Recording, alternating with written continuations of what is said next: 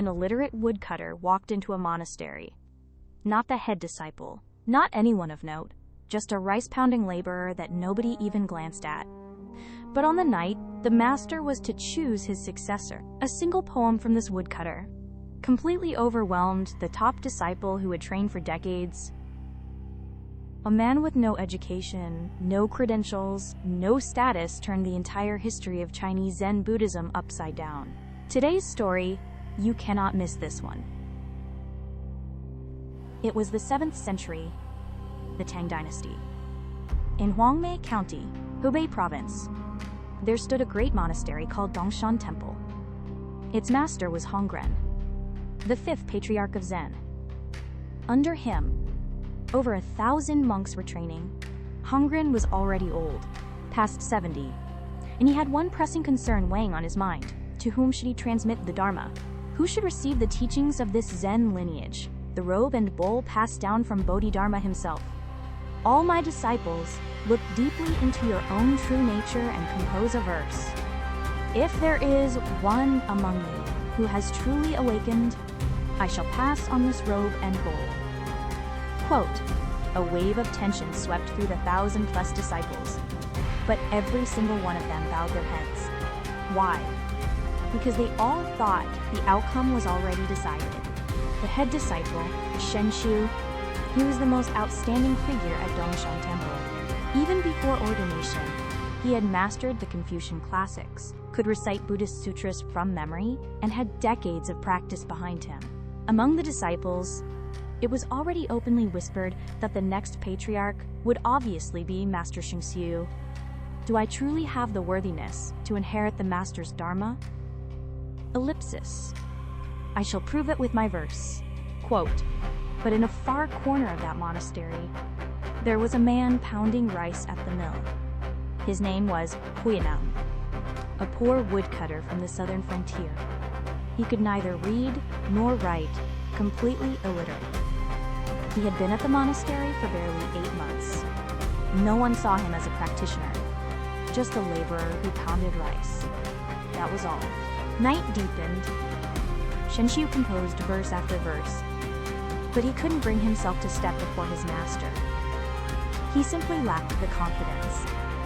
How many practitioners in this entire world can truly claim with certainty that they have awakened? In the end, Shen Shu crept out at midnight and secretly wrote his verse on the south corridor wall.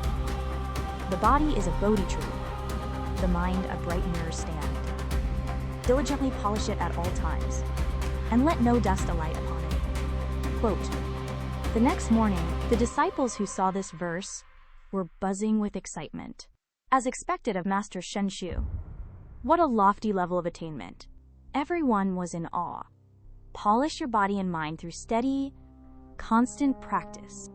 It was orthodox, flawless, and seemingly perfect. By anyone's measure, a magnificent verse. Hongren saw it too. After a moment of silence, he nodded. If you practice according to this verse, you will not fall into lower realms. But he did not say he would transmit the robe and bowl. That evening, in the rice mill, the murmuring of disciples drifted into Huineng's ears. They were talking about Shen Shu's verse. Huineng couldn't read, but the moment he heard the meaning of that verse, he tilted his head in puzzlement. Quote, ellipsis. Is that really all there is to it? Quote, Huineng grabbed a passing young novice. Excuse me, I have a verse of my own, but I can't write.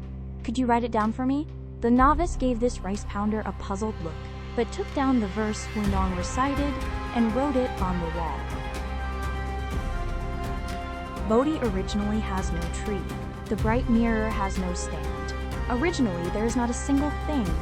Where could dust alight? Quote, silence, and then a storm.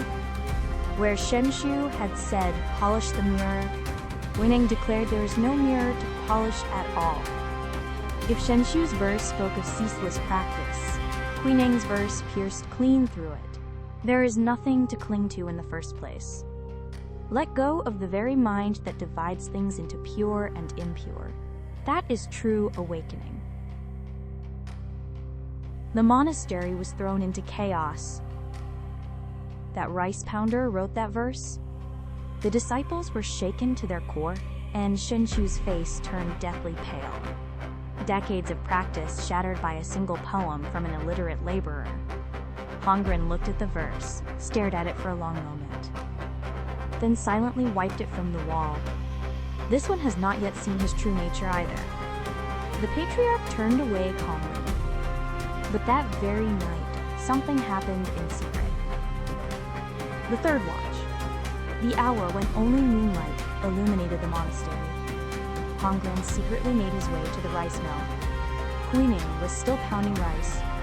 Without a word, Hongren tapped the mortar 3 times with his staff. Tap, tap, tap. Huineng understood the meaning at once. Come at the third watch. In the dead of night, Hongren's chamber. The Patriarch raised his robe to block the light and expounded the Diamond Sutra to Huineng. When Huineng reached the passage, give rise to a mind that abides nowhere, he experienced a great awakening. I transmit the robe and bowl to you. You are the 6th Patriarch. But you must leave immediately. If you stay here, your life will be in danger. Quote, Huineng fled that very night. Clutching the robe and bowl to his chest, he ran south. Sure enough, the very next day, when the disciples heard the news, they were outraged. How could the robe and bowl go to a rice pounder? Hundreds gave chase. At the front was Huineng, a monk who had once been a military general.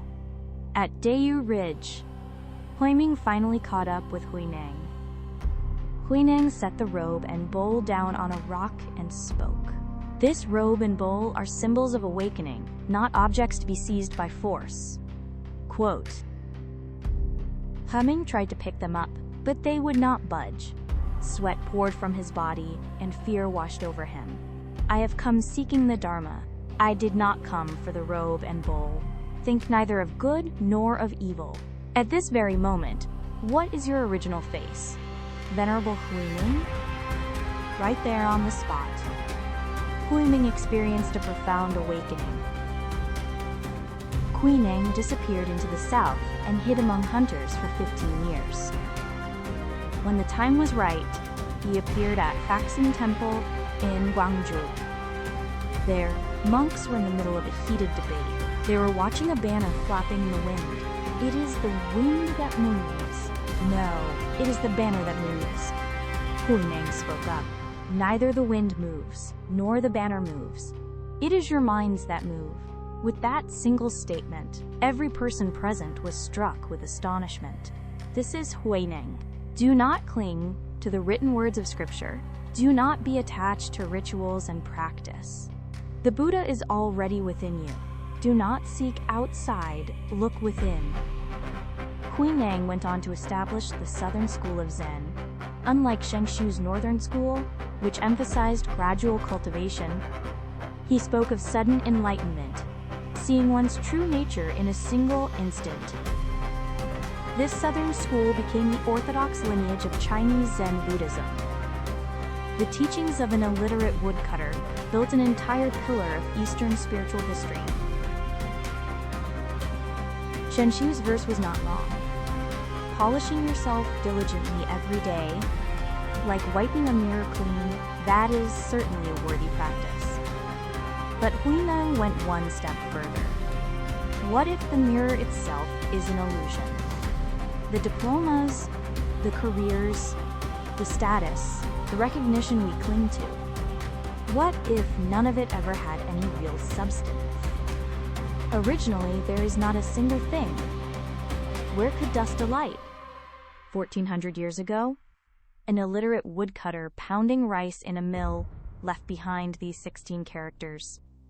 The reason they still move our hearts today is that he proved awakening needs no credentials.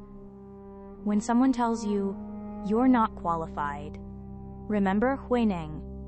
The qualifications this world demands, they never truly existed in the first place. Our next story is about an old fisherman who waited 80 years by the Wei River, Jiang Taigong. the legendary strategist who ushered in 800 years of the Zhou dynasty. The man who fished for destiny with a straight hook. You have every reason to look forward to it. If you found this story interesting, please subscribe and like. We will keep bringing you mystical tales from the Eastern classics.